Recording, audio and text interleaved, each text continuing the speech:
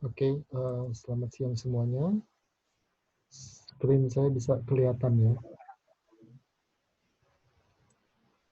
Oke,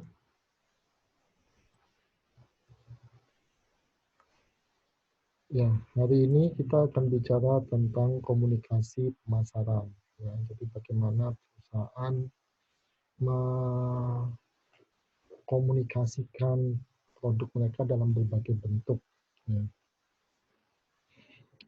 Eh, ini adalah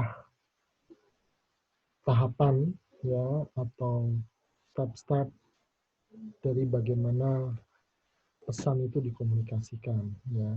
Ini gambaran besarnya, tapi nanti akan kita lihat pada slide berikutnya. Ya. Yang pertama tentu yang biasa paling kita kenal dalam marketing communication itu adalah iklan. Dalam beriklan itu kita harus menentukan tujuan kita beriklan. Apa tujuannya? Di slide selanjutnya nanti ada juga ya, kemudian budget, anggaran ya tidak bisa dihindari, terutama kalau bentuk iklannya adalah video bergerak. Budget itu menjadi penting karena dia menentukan kualitas dari konten yang kita buat. Ya. Nah, kemudian baru setelah itu kita akan mengembangkan atau membuat campaign dari iklannya itu. Ya, dengan cara apa? Melakukan media buying atau pembelian media. Nah, kita memasang nanti iklannya itu di uh, beberapa media tertentu, ya baik konvensional maupun non konvensional atau media digital yang paling pas. Ya, memilih media dan kemudian melihat efektivitas iklannya. Uh, iklan itu biasanya lebih pada, walaupun dia juga berperan dalam fungsi penjualan, iklan itu biasanya lebih berfungsi pada uh, apa itu image jangka panjang. Ya, kalau Anda ingin menghasilkan penjualan dalam jangka pendek, yang paling tepat adalah sales promotion, promosi penjualan, atau bahasa sederhananya biasanya adalah diskon. Nah, itu biasanya dia akan cepat untuk menarik pembeli dibandingkan iklan. Ya, walaupun iklan ini juga ada fungsi untuk membujuknya, gitu ya. Jadi objektif dari iklan, salah satu fungsinya selain menginformasikan adalah melakukan persuasi supaya orang membeli produk kita. Ya. Kemudian reminder, mengingatkan lagi, biasanya kalau ini produk yang sudah mature di dalam PLC, produk life cycle, ada tahapan mature. Nah, reminder ini biasanya untuk mengingatkan ya pada produk-produk yang sudah mature. Ya. Reinforcement itu memperkuat kembali persepsi konsumen terhadap atribut-atribut produk yang ingin kita munculkan. Gitu ya. Misalnya ini produk yang untuk anak muda, ini produk yang stylish. Nah, kita memperkuat kembali persepsi konsumen terhadap atas atribut produk kita itu. Ya. Nah, kemudian di dalam beriklan ada batasan legal. Legal itu hukum dan sosial gitu ya. Yang paling berat itu aspek hukum, karena kalau hukum itu ada sanksinya. Kalau sosial biasanya hanya etika, Anda akan dicibir oleh konsumen gitu ya.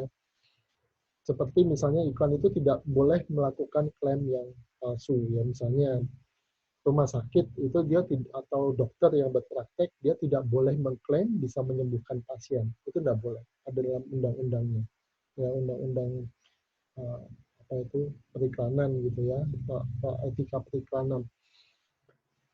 Dan pengacara misalnya yang berpraktek dia tidak boleh menjanjikan kemenangan bagi klien yang dibela di dalam iklannya. Ya, tidak boleh melakukan demo yang palsu gitu ya, pura-pura sembuh, testimoni ternyata bukan gitu ya. Kemudian tidak boleh menciptakan iklan dengan kapasitas untuk melakukan misleading gitu ya. Jadi membuat persepsi orang itu menjadi tertipu gitu ya, seolah-olah dia begini padahal bukan begitu gitu ya. Dan menghindari iklan yang sifatnya bait and switch gitu ya, semacam click and bait gitu ya. Kalau Anda lihat di online itu biasanya suka judulnya begini, tulisannya begini, begitu kita tertarik, klik, ternyata isinya bukan itu gitu ya. Nah itu bait and switch gitu ya. Atau iklan yang seolah-olah uh, membujuk kita untuk membeli dengan tawaran menggiurkan, begitu kita datang ternyata kita diberi S dan K, syarat dan ketentuan berlaku yang banyak, dan apa yang dijanjikan itu tidak semudah yang diiklankan gitu ya. Nah, itu bait and switch ya. Oke. Nah, kemudian ada pemilihan media, ada konsep-konsep di sini. Reach itu adalah daya jangkau dari medianya. Potensialnya, misalnya koran Jawa Pos. Reach-nya kita bisa bilang dia Jawa Timur, ya, reach-nya. Tapi apakah semua orang itu akan, kalau kita misalnya beriklan di Jawa Pos, semua orang di Jawa Timur akan membaca iklan kita? Tentu tidak. Nah, orang yang benar-benar lihat iklan kita itu namanya exposure. Ya, jadi kalau reach ini hanya potensial readers, potensial viewers atas iklan kita. Kalau exposure itu orang-orang yang benar-benar lihat, baca, nonton, dan sebagainya. Frekuensi ini seberapa sering kita beriklan. Makin besar budget kita bisa beriklan lebih banyak. Makin kompleks message kita akan memerlukan iklan yang lebih sering. Ya, makin tinggi kompetisi, frekuensi juga dibutuhkan makin tinggi. Nah, kemudian impact dari iklan itu apa? Misalnya dia membentuk persepsi positif atas image tertentu dari produk kita, atau membuat produk kita tetap diingat, atau mendorong orang untuk membeli produk kita itu, membujuk gitu ya. Nah, ini adalah mediumnya ya, medium. Ada perbedaan antara medium dan yang disebut sebagai media vehicle. Kalau media vehicle itu spesifiknya dari medium. Misalnya, kalau kita bicara tentang koran, maka media vehicle-nya adalah Kompas, Jawa Pos, Seputar Indonesia, dan seterusnya. Ya, kalau kita bicara medium televisi, maka media vehicle-nya adalah RCTI, iNews, dan seterusnya. Ya, kemudian direct mail, ya, dan seterusnya. Dan masing-masing ini saudara-saudara punya kelebihan dan kelemahan masing-masing. Ya, misalnya newspaper-nya fleksibel, lebih dipercaya dibandingkan medsos yang banyak hoax-nya. Tapi umurnya pendek, koran itu cuma dibaca 1 hari. Anda nggak mau baca koran berhari-hari kan, kemudian pas longnya akan lebih rendah dibandingkan siapa ini, dibandingkan majalah ya. Majalah itu dia sampai berbulan-bulan, bahkan bertahun-tahun dia bisa terletak di satu tempat dan orang bisa masih ada yang baca. Tapi kalau koran sudah 1 hari ya selesai, sehingga pas longnya akan lebih rendah. Pas long itu berapa banyak orang yang uh, membaca satu koran misalnya. Satu koran itu dibaca oleh berapa orang. Itu pas long rate namanya. Ya. Televisi ya ada suara dan sebagainya sehingga dia akan memperkuat proyeksi gambar image kita. Kemudian dia sifatnya fleeting. Fleeting itu sepintas ya. Sehingga kalau Anda membaca sesuatu yang atau melihat sesuatu yang detail melalui televisi itu susah karena dia terus sepintas hilang gitu ya. Kemudian clutter ini pesan Anda akan bercampur baur dengan pesan yang lain sehingga tertindih communication Anda itu gitu ya. Itu cluttering, terutama kalau misalnya iklannya banyak. Nah, itu clutter ya. Absolute cost-nya mahal, biaya totalnya, karena televisi itu biasanya bersiaran nasional dibagi dengan jumlah audiensnya yang banyak, dia pasti akan tinggi biayanya ya. Kemudian juga direct mail ya, ini kelebihannya lebih selektif ya, lebih fleksibel ya, bisa milih emailnya dikirim ke siapa atau suratnya bisa dikirim ke siapa, tapi bisa dianggap sebagai junk mail gitu ya, email sampah tidak berguna, menuhin inbox saya gitu ya. Kemudian radio ini sifatnya lokal, selektivitasnya cukup tinggi juga, biaya beriklannya lebih rendah ya. Kemudian dia hanya suara, kemudian tidak terlalu diperhatikan, biasanya hanya sebagai apa itu, sebagai teman saja untuk didengarkan, sehingga dia bersifat sepintas atau fleeting. Tapi kalau dikombinasikan dengan televisi, dia bisa memperkuat image atau projection image dari advertising Anda itu. Ya, jadi jingle lagu-lagu yang ada di televisi itu kalau orang dengar lagi melalui radio, dia akan terbayang gitu ya, memperkuat proyeksi image iklannya. Nah, ini beberapa penempatan iklan ya, billboard yang di pinggir-pinggir jalan itu, dan ini berbayar, ada pajaknya. Kalau Anda tidak bayar pajaknya, biasanya akan ditempel atau dicabut sama Satpol PP dan termasuk pajak daerah, Pemkot. Di ruang-ruang publik ya, taman dan sebagainya. Penempatan produk, produk placement ini adalah produk Anda masuk ke dalam satu acara ya, misalnya acara seperti Indonesian Idol gitu ya. Anda mungkin pernah melihat di meja para jurinya itu ada produk kopi atau apa di situ. Nah, itu namanya produk placement. Produk placement itu harus menyesuaikan antara uh, produknya itu ya dengan acaranya ya. Jadi Anda tidak bisa hanya berpatokan dengan bahwa acara ini ratingnya tinggi loh, penontonnya banyak, nggak bisa. Harus lihat image dari acara itu sesuai tidak dengan produk Anda. Karena dalam produk placement itu, produk Anda masuk secara inherent ke dalam mata acara dari media tersebut. Ya, kemudian point of purchase, ini adalah semacam kayak display yang ada di supermarket dan tempat-tempat toko-toko penjualan. Ya.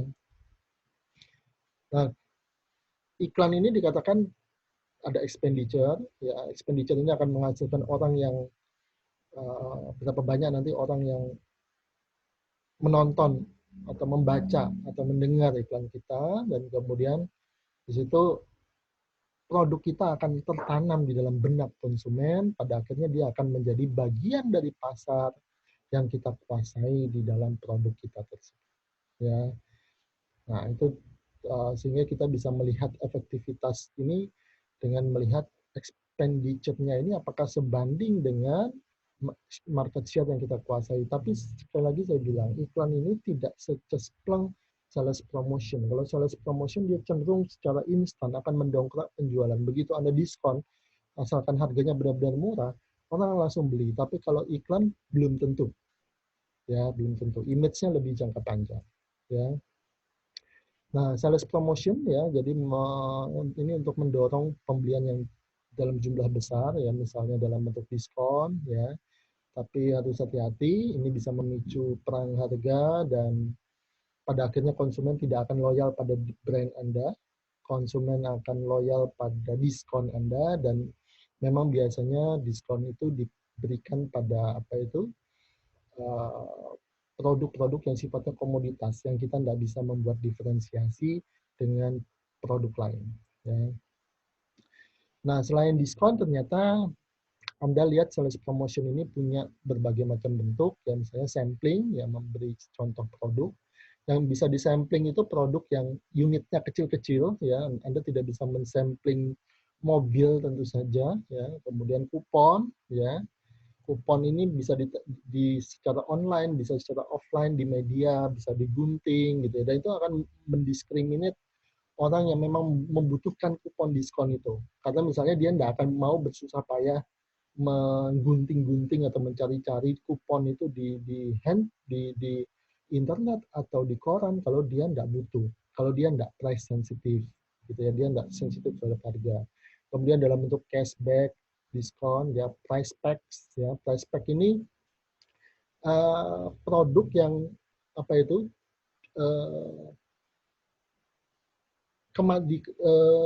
promosinya itu ada di kemasannya, ya biasanya dalam bentuk kalimat seperti harga tetap isi lebih banyak sekian mililiter. Pernah kan lihat sampo atau apa yang seperti itu ya, harga tetap isi lebih banyak sekian mililiter itu adalah price pack ya, dia di kemasannya ya. Kemudian premium ini semacam kayak hadiah gitu ya. Biasanya mainan-mainan anak-anak yang suka seperti itu, dan dia akan beli produk itu karena dia suka dengan hadiahnya gitu ya, sehingga dia kadang-kala dikritik juga ya. Price off ya, diskon dalam bentuk price list ya, allowance, ya, dikatakan apa? Jumlah yang diberikan kepada retail yang setuju membawa produk kita, ya. Jadi semacam kayak insentif bagi distributornya, bagi toko gitu ya. Karena kamu sudah naruh barang saya di toko kamu, kamu dapat insentif. Apalagi kalau letak apa itu display-nya itu strategis gitu ya. Nah, kemudian juga bisa dalam bentuk barang gratisan. Ya. Nah, ini adalah trade promotion, promosi dagang. Apa bedanya dengan sales promotion? Kalau ini sales promotion, kalau ya ini consumer promotion. Kalau ini trade promotion. Apa bedanya? Kalau trade promotion atau promosi dagang itu dia apa itu dipromosikan kepada distribusi ya, jadi distributornya yang dapat gitu ya. Kalau sales promotions itu adalah konsumennya yang dapat, consumer promotion. Ya, kalau trade promotion tokonya yang dapat. Ya. Kemudian juga bisa dalam bentuk promosi kepada tenaga penjualan.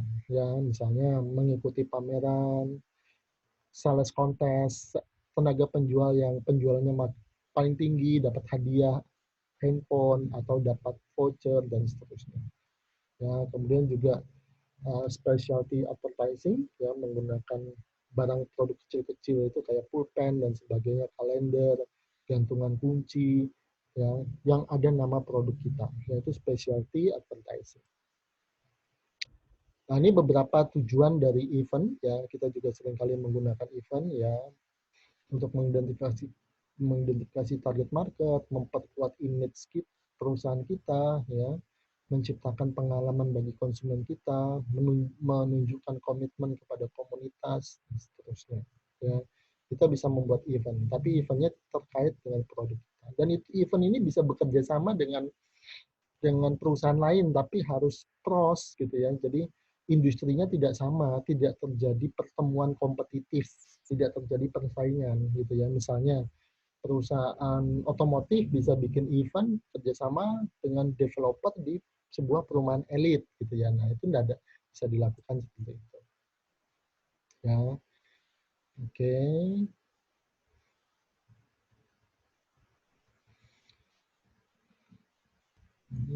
Sorry. Nah, kemudian fungsi public relations ya, press relation, jadi dia menjalin hubungan dengan media, ya, dengan media massa, publisitas produk ya, jadi dia bisa bikin konferensi pers, undang wartawan, kemudian wartawan itu nanti akan memberitakan produk kita, dan juga melakukan corporate communications ya, mengadres audiens entah itu pemerintah, media, masyarakat dan sebagainya atas isu-isu tertentu yang sifatnya strategis bagi perusahaan. Kemudian juga bisa melakukan lobby, misalnya lobby ke pemerintah atau DPR supaya kebijakan yang dikeluarkan oleh pemerintah itu tidak terlalu merugikan industri kita dan perusahaan kita. Ya, oke.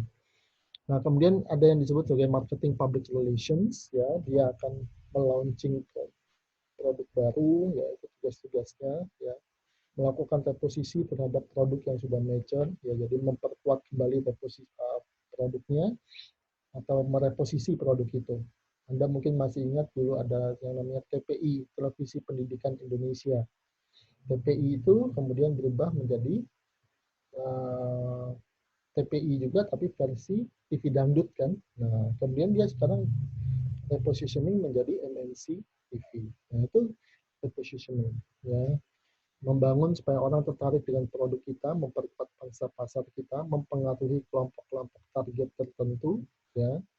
Kemudian juga mempertahankan ketika produk kita itu punya masalah, ya, misalnya diisukan apa gitu ya, terkena masalah-masalah tertentu yang dulu mungkin Anda masih ingat ada produk yang tersangkut dengan demo 112 di Jakarta itu ya. Nah, itu ada masalah dengan public relation-nya. Kemudian juga membangun image korporasi atau image perusahaan. Ya. Karena image jadi bukan produknya kalau ini. Ya.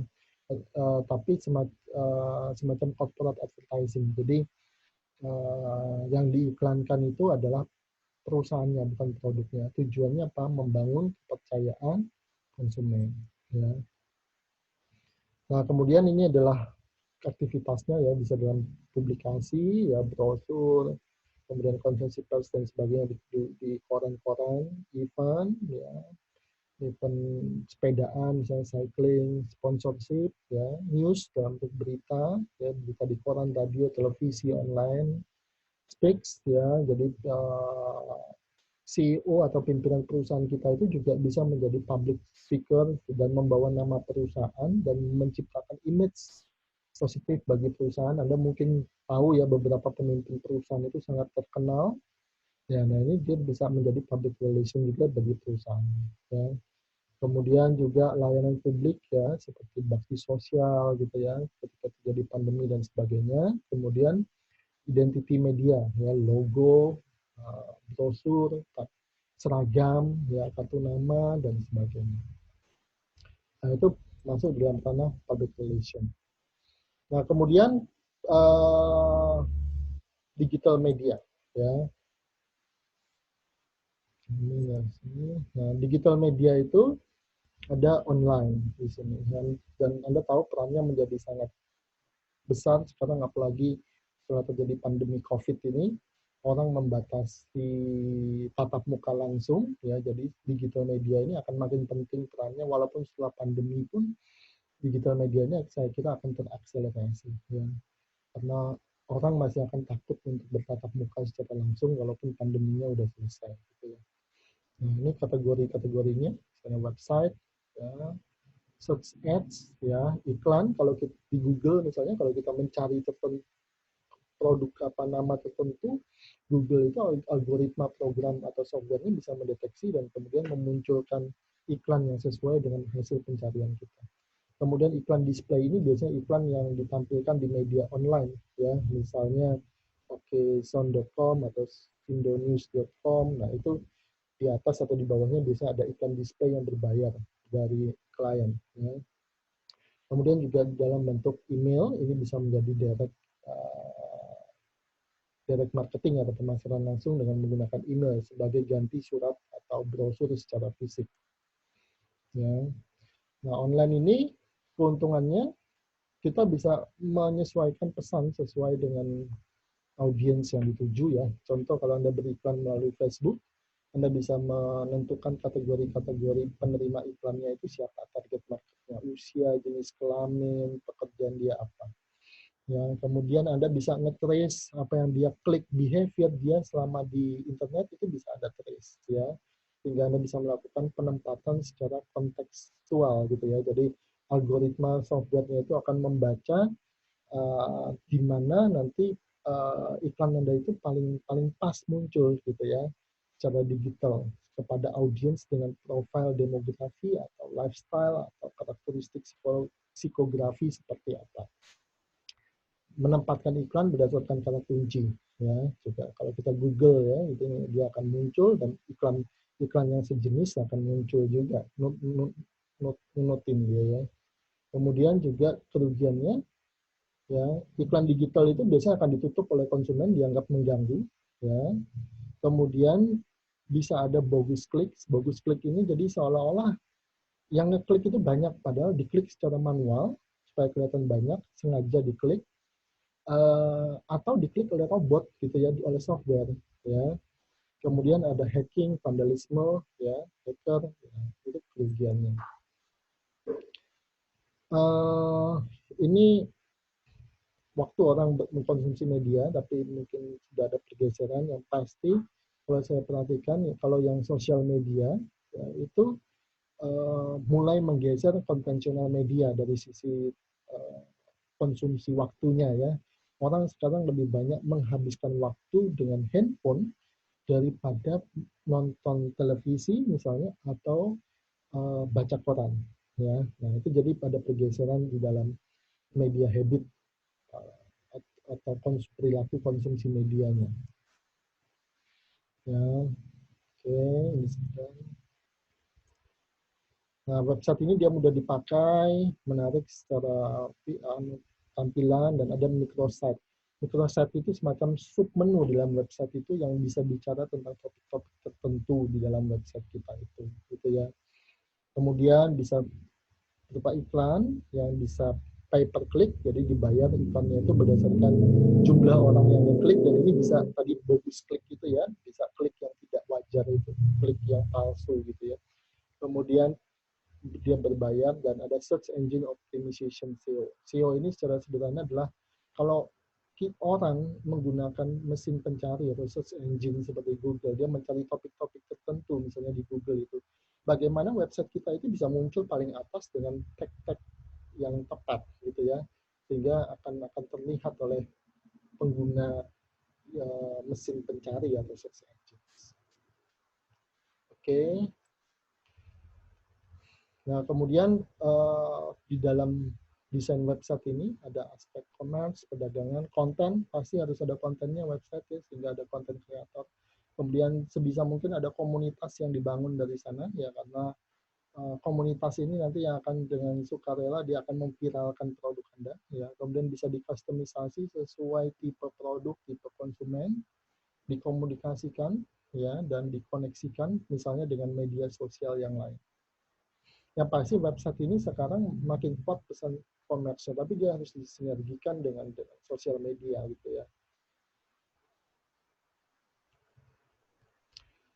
Kemudian juga bisa menggunakan email, ya, email ini mendorong konsumen respons, ya, dan kita bisa personalisasi emailnya tergantung apa ini penerima emailnya itu siapa gitu ya. Dan kemudian ada opsi juga untuk unsubscribe. Jadi kalau orang itu subscribe dengan email berlangganan atau news tertentu, dia harus bisa berhenti berlangganan juga, unsubscribe. Kalau tidak, itu nanti akan jadi masalah. Orangnya akan jengkel. Ya. Dan kemudian email dikombinasikan dengan sosial media. Intinya, dia harus integrated, ya, terintegrasi. Ya. Nah, kemudian sosial media, ya, yang bisa dibagikan dengan semua orang, ya, teks dan sebagainya. Dan ternyata sosial media itu bukan cuma social networks, ya. Kalau Anda berpikir sosial media itu cuma Facebook, Google, Instagram, ternyata tidak. Blog pun masuk dalam sosial media. Kemudian juga ada forum atau komunitas online. Misalnya dulu Anda pernah mendengar Kaskus, nah itu ternyata juga masuk dalam sosial media, di dalam bukunya Kotler ini. Ya. Nah, tapi sosial media ini dikatakan dia tidak bisa menjadi satu-satunya sarana komunikasi ya, harus omni-channel, harus menggunakan segala channel, saluran, dan harus dikemas sedemikian rupa, karena kalau Anda hard selling melulu, orang akan enggan untuk memviralisasi. Ya, orang itu biasanya nggak suka apa itu share. Coba lihat aja di sosmed teman Anda, orang pasti nggak suka share produk secara mentah-mentah. Tapi kalau di situ ada story atau apa yang menarik, tips yang menarik, nah itu biasanya akan di-share orang di sosial media. Ya. Kemudian word of mouth, ya, ya pemasaran dari mulut ke mulut, ya. Kalau sekarang menggunakan digital, dia menjadi digital marketing. Word of mouth, kata word of the tikus, gitu ya, mouse itu tikus. Ya. Nah, ketika kita menciptakan word of mouth itu, ya, kita harus berusaha mempengaruhi influential, jadi siapa yang menjadi influential di dalam kategori produk itu. Ya, misalnya kalau handphone, influencernya mungkin penggemar gadget atau orang yang suka review produk ya, dan penggemar gadget itu mungkin bisa dipinjami sampling produknya sehingga dia bisa nyoba dan kemudian dia mereview produk Anda itu melalui sosial media atau media yang lain ya, kemudian menggunakan komunitas tadi ya, misalnya komunitas penggemar gadget ya. Kemudian ada channelnya ya, sehingga misalnya Anda punya sosial medianya dan sebagainya, sehingga orang bisa share pesan Anda itu ya, dan kemudian menyediakan meng-create kontennya. Konten ini nanti yang akan diteruskan, pass along, diviralkan gitu ya. Tapi sekali lagi biasanya orang tidak mau kok dengan konten yang hanya hard selling ya, hanya melulu jualan gitu ya, tapi harus ada story, tips atau lainnya yang bersifat emosional sehingga orang mau berbagi pesan Anda itu. Oke. Nah,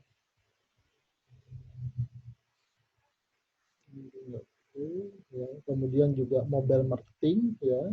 Mobile marketing ini unik ya pada satu pengguna, ya. Kemudian dia biasanya selalu aktif, ya, dan bisa interaktif. Mobile marketing ini bisa apa itu? Diintegrasikan dengan GPS penunjuk lokasi misalnya. Misalnya kalau Anda lagi berada di mall, suatu mall A misalnya, tiba-tiba Anda dapat iklan dari toko yang ada di mall itu karena dia tahu secara lokasi Anda ada di situ, gitu ya. Nah, itu mobile marketing. Di handphone Anda nanti masuk penawaran resto atau apa yang ada di mall itu. Dia tahu Anda lagi ada di situ. Walaupun Anda tidak share location gitu ya. Nah, kemudian juga menggunakan aplikasi, ya. Jadi aplikasinya program kecil, ya, di Apple Play Store, ya, yang bisa di-download ke smartphone, ya. Tapi aplikasi Anda harus menarik, karena aplikasi itu kan juga limited, ya. Orang nggak bisa mendownload aplikasi banyak-banyak. Jadi, pasti aplikasi Anda akan bersaing juga dengan aplikasi yang lain, gitu ya. Kalau handphone kebanyakan aplikasi kan jadi lambat kalau dia handphonenya speknya kecil. Oke. Nah, kemudian dalam mobile marketing itu tulisan dan sebagainya, konten itu harus ringkas, jangan panjang-panjang, ya, jangan menuhin layar, ya. Kemudian frasenya harus diatur sehingga tetap ringkas, ya. Ada logo brand pada bagian ujung, itu bisa kita pakai warna-warna yang cerah juga. Dan kemudian ada call to action. Call to action itu bujukan, ajakan supaya seseorang melakukan sesuatu atas produk atau pesan kita itu call to action. Kita pakai warna yang cerah gitu ya. Nah, kemudian terakhir bahwa mobile marketing ini menjadi sesuatu yang makin sentral ya. Orang banyak menggunakan user experience, gamifikasi, permainan-permainan melalui mobile marketing ini. Ini dalam contoh ini misalnya Coca-Cola di Cina, dia menggunakan gamifikasi, menyuruh pengguna aplikasi atau websitenya itu untuk menebak suhu hari ini berapa dan ada hadiahnya itu. Jadi model-model seperti itu sekarang. Jadi membuat suatu customer experience. Oke. Sampai di sini ada pertanyaan dulu, saudara-saudara. Ada pertanyaan?